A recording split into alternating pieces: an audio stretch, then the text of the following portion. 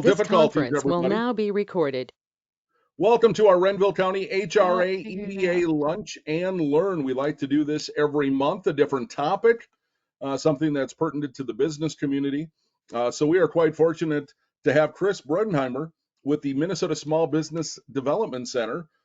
She is based out of Southwest Minnesota State in the fine town of Marshall, Minnesota, and she is the Associate Regional Director. And with technology, I think we've all been there. Today we just had a little issue, so we got that solved. Thanks for everybody for putting up with us and waiting with us.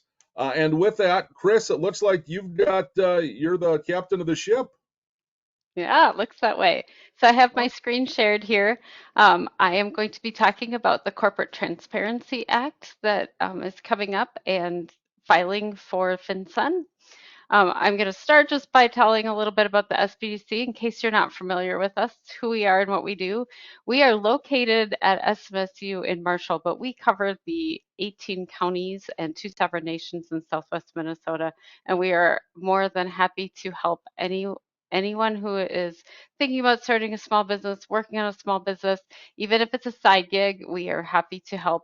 We help from anything from starting to marketing to looking at if your numbers aren't quite adding up, all of those things that might go into working on a business, financial analysis, strategic planning, anything that you can imagine, we help work with. Um, so that's kind of the gist. And then I'm going to start talking about the Corporate Transparency Act and beneficial ownership information reporting. We have to start, as always, with the legal disclaimer that this presentation is for general education and that it's not legal advice and that you should consult an attorney if you do need more information. We are just trying to get started with the information that we can give.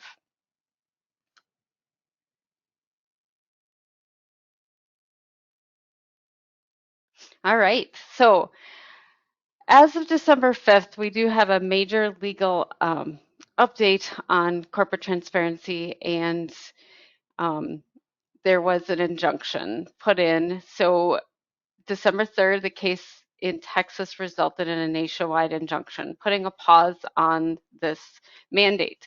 So what that means to you is that it is no longer absolutely required to do this reporting. It is on hold. Now, this did happen in March as well, so it is possible that that this will change in time. Um, but for now, that this is the case. I'm going to move things around real quick. Maybe.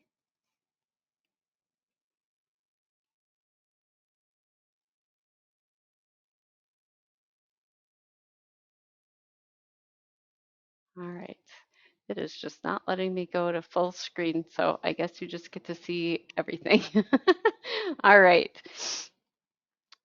So with that, the America's SBDC is recommending that you can hold off on filing, but you should be prepared to file. Saying that, we do have several clients that have decided to file anyway because they don't want to miss it. They don't want to be sitting waiting and seeing when they turn it back on and when the deadline will be. I can't speculate as to when it will be or what it might be. All right. So see if that, nope. All right, it just will not let me switch it to full screen. All right. So why are we doing this? Moody's Global Research of shell companies is saying that 470 out of the 472 million companies that were analyzed, 19 million of them raised red flags. The director was 942 years old for one of them. Thousands of directors were under the age of 5. 30,000 were over the age of 100, and um, 2 billion in revenues with only one employee for one of them. So obviously there's some reporting going on, so that is why we need to aid enforcement and national security agencies in investigating these serious crimes. So what is FinCEN? FinCEN is short for Financial Crimes and Enforcement Network. They are a branch of the U.S. Department of Treasury. They collect information to combat money laundering, terrorist financing, and other crimes. Beneficial ownership information is the identifying information about individuals who own or control a company. Congress passed the law in 2021, stored with the beneficial ownership secured system and collecting information from over 30 million businesses in this country, effective January 1st, 2024. All right, so who needs to report? Almost everyone. Owners that own at least 25% of the reporting company, individuals that exercise substantial control over the reporting company. So a senior officer, someone with appointment or removal authority, someone who's an important decision maker, or a trustee of a trust who owns an interest. So some of the ones that do not need to report, it's very rare, but banks, government entities, basically companies that are industries that already are heavily regulated, like banking, and then companies with 20 or more full-time employees and more than $5 million in gross receipts or sales. All right, so who doesn't need to report? Under, there's kind of a nice little tree that we can follow. If it's a foreign so if it's from a foreign country and has the company registered to do business in the US, then it would need to report. If it's a US company, is is the company a corporation? So if the answer is yes, then it does. If it's an LLC, it does. Basically, anything that's registered with the Secretary of State will need to report. All right. There are, like I said, a few exceptions: banks, credit unions, money service businesses, those that are heavily regulated. Most common exemption being those that 20 full-time employees, more than 5 million in gross sales. But they all have to have a physical office in the United States. Why do I need to report? So as we said before, right now the deadline is put on hold. But when it does get put back into place, if and when, there are civil penalties of up to $591 a day, and there can be criminal penalties of up to 2 years imprisonment. So they say when in doubt, report. You can't get in trouble for not reporting. All right, so this was changed. Companies needed to register by January 1st. That is now on hold. So this whole thing was in place and now that is changed. Do I need a FinCEN number? So when you go in to register, it will ask you, and you can create a FinCEN number. That is not required, it's optional. If you are registering multiple corporations, it is handy, or if you think you might need to go back and make some changes, it's handy to have the FinCEN number, but otherwise it is not required. I have helped several businesses and clients do the reporting, and none of them use a FinCEN number. So what is needed to report? You need the legal name, all trade names or DBAs, doing business as, the address of the place of business, and then the IRS taxpayer identification number. You'll also need your legal name, date of birth, your current address, which is residential, and then your unique ID number. So a US passport, a state driver's license ID, a document issued by a state or local government, or foreign passport. Who can file? You can file yourself. A lawyer can file, an accountant can file, or you can use a file form, so 25% off for SBDC clients to use fileforms.com. When FinCEN put this together, the intent was for people to be able to file themselves and not need to go to a lawyer and accountant. All right, how do I report? So you can see here, you can go to the website, the FinCEN website, and you choose file. It does walk you through how to prepare to file if you want to make sure that you have all the needed information, and then you file. From there, you'll go on to do the e-filing and then file the BOIR. Once you're in there, you'll walk through each page. This is an example of the site and one of the pages. So it takes you through what you need each step of the way. The last step is to submit. You do check boxes and enter information as you go. Do I need to annually report the BOI information? And the answer is no, there's no annual reporting requirement. This should, for the most part, be a one and done. Your company must file an updated report no later than 30 days after the date of something that changes. So if you get a new DBA, doing business as, if you change the beneficial owners or the beneficial owner's address, or name or identifying number, so their driver's license or whatever they used changes, then that needs to be updated within 30 days on FinCEN. Inaccuracies should be corrected within 30 calendar days. So if you do realize that you misspelled your name or used some information that you realize was incorrect, then you would need to go change it.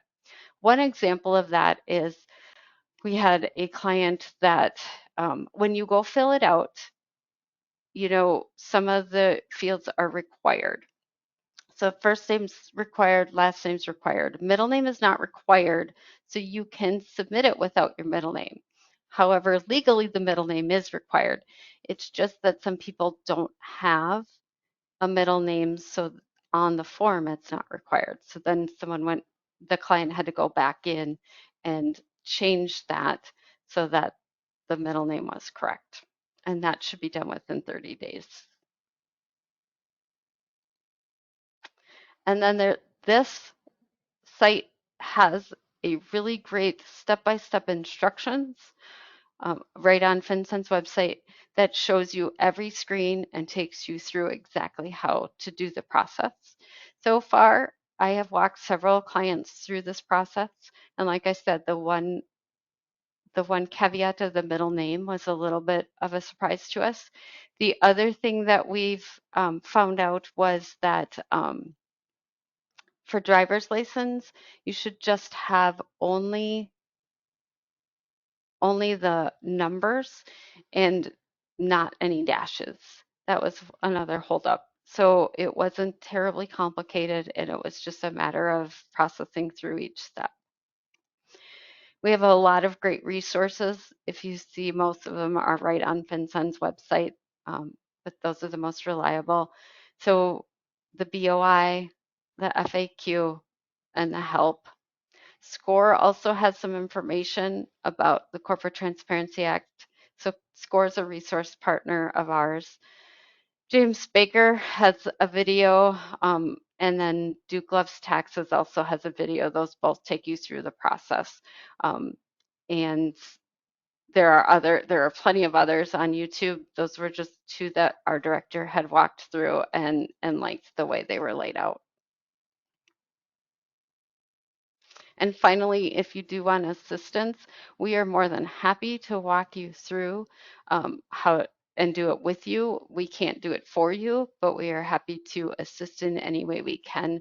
And you can contact us with regards to the BOI. Also on our website, you can sign up for our newsletter. And once this does get released out with a new date, we will send out a newsletter to all of our clients and people who are signed up for our newsletter stating that this has been updated. All right, I can open it to questions. I'm not really sure if I know how to get them, but I can open it to questions. If you want to unmute yourself, you can ask verbally. I'm not sure if there's a chat. So this is Jordan. I guess I'll start to get the ball rolling. What do folks just search for to find a link to do this? They just like Google Corporate Transparency Act? I would look for FinCEN. How do you spell that, please? So if you don't go to www.fincen.gov, that will take you to where you need to. Awesome. So for material to pull together, you'd basically need everybody's name, home address, so you can pull together what you need ahead of Yep. time. And then you need like a driver's license or a passport, and you do need to take a picture of that and submit it. So one of our clients ran into an issue with their picture. Their phone was too good, right? So the photo was just really big. So they had to reduce the size of the image to be able to upload it. So they need to scan, and this is for what? Everybody that's a owner or a decision maker? Yes. If you're over 25% owner, you need to be on it. Or if you're a major decision maker, you need to be on it. So people that are solopreneurs, they have the business, they're the only ones, or they mainly run it, they're going to be the ones doing it. And that's been the majority of people that we've had pushing it through. Gotcha. So right now, if I'm understanding things, you said that things are on hold. And I think this is, if I remember correctly, this is the second time they've been put on hold. So we They were pretty put much on know, hold in March. so we pretty much know it's going to happen. We just need, the deadline has been pushed back. Is that a fair way of putting it? Yes, I'm not allowed to speculate as an SPDC representative, but yes, that is the way it's being represented to us or presented to us, is that it's on hold as far as the date of filing. So there was an injunction, but then the Department of Justice already filed an appeal on that injunction. So Gotcha. So it's not if, it's more when. that is what we're being told, yes. So to be And then, prepared to file. And like I said, a lot of people are deciding just to file anyway, because then you don't have to worry about it, right? You're just done. and it's a one-time thing. It's not like what you do with the Secretary of State, that has to do an annual renewal for your LLC or corporation or something. Right. It's a one-time thing unless you have a name as the beneficial owner. If the beneficial owner has a name change, an address change, or a change to, say, their driver's license or passport number, then they would need to go in and update that. So that is why a lot of people are choosing to do it on their own and not having accountants or lawyers do it, because an accountant or lawyer may not know if you've had any of those changes. Gotcha. Sorry, I don't want to be monopolizing. Questions from anyone else?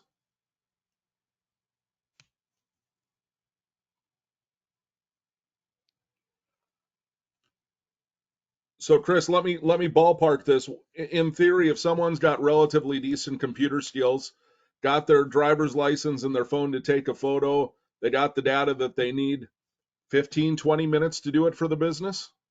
Exactly. Okay. Yep. And then Like I any said, the business, biggest hiccups that we had people have so far is, one, their camera took too good of a picture, so they needed to go in and figure out how to make that picture a little smaller. And the other was someone was stuck because they were putting dashes in their driver's license. It does show you, like it says, this is the field that we're having a problem with. And so it was just a matter of taking those dashes out. So there wasn't anything terribly difficult. It's just sometimes you get a little hiccup like that. Gotcha. So then also, so this is if you have an LLC, you have an S Corp, a C Corp, a doing business as, anything you file with the state. How about sole proprietors, that it's Uncle If you're Bob, sole just, proprietor, if you're registered with the state. If you're not registered with the state, then you do not have to file. okay. And there are some nonprofits that are set up with the state. What's that look like for the nonprofit side of life, Chris? They need to register as well. So then there's really no beneficial ownership, but what, everybody on the board maybe? That Or is just a really good question. It should or just, be the main decision maker. okay. So it depends on what your setup is. Yes, So if it's a church, is it just the pastor? Is it the church board and the pastor? That's a good question. that's a good question. We'll have to look into that one. Gotcha. We focus more on the business side than the nonprofit side, so And I just know everybody here wears multiple hats. They're on a nonprofit board here, there, or somewhere. So just, I know we'll get a question on it, so I just thought I'd bring it up. Sorry. yeah, it's a good question. Other questions? Again, sorry, I don't want to be dominating, but Okay, I just looked it up just to double check on their website, and nonprofits are not required. Sorry. So that was incorrect. one less problem to have. Awesome. There we go. Chris, can you flop to your slide where you have your contact info? So if folks do have a question, Absolutely. don't know who to reach out to, they can call the Small Business Development Center. Again, you're based in Marshall, but you've got consultants all over, and honestly, a lot of this can be done probably over Zoom or over a telephone or over email or something. Yes, yes. And we have plenty of consultants that can help. Christine and I can assist as well. So your number, if you're watching here, it's 507-537-7386. Your email is sbdc@smsu.edu, and your website is sbdcassistance.com, and you're based at Southwest Minnesota State in Marshall. I see Stephanie is on the line. Stephanie is a proud Mustang, so a shout out to Stephanie Ryan, who and her dear Southwest Minnesota State. go Stangs. Yeah, Steph did the thumbs up. Nice. Other questions, other thoughts? I'm sorry. Again, I don't want to be dominating things. Della, I see you hopped online. Anything?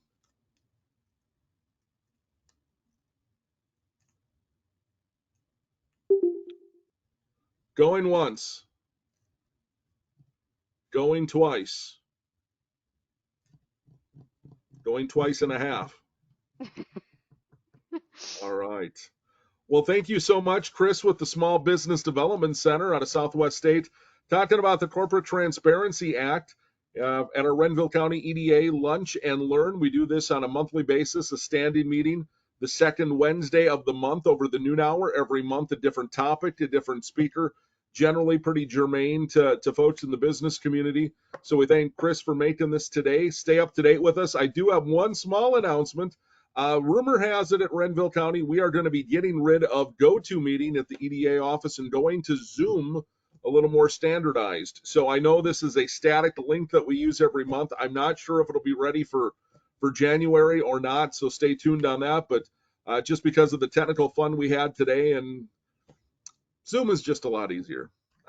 It is a little more familiar with it, so sorry about that. It's more of a standardized thing, so no worries. So I believe we'll be using a new link, so stay up to date with that one as well. We'll keep you posted on that. Again, on behalf of Renville County, thank you so much. Thanks for doing business. If there's anything we can do, just give me a call, zip me an email, stop in at the office. We're happy to help in any way we can. Thanks again to Chris, Associate Regional Director of the SBDC at Southwest Minnesota State and Marshall. Thanks, everybody. Have a great day.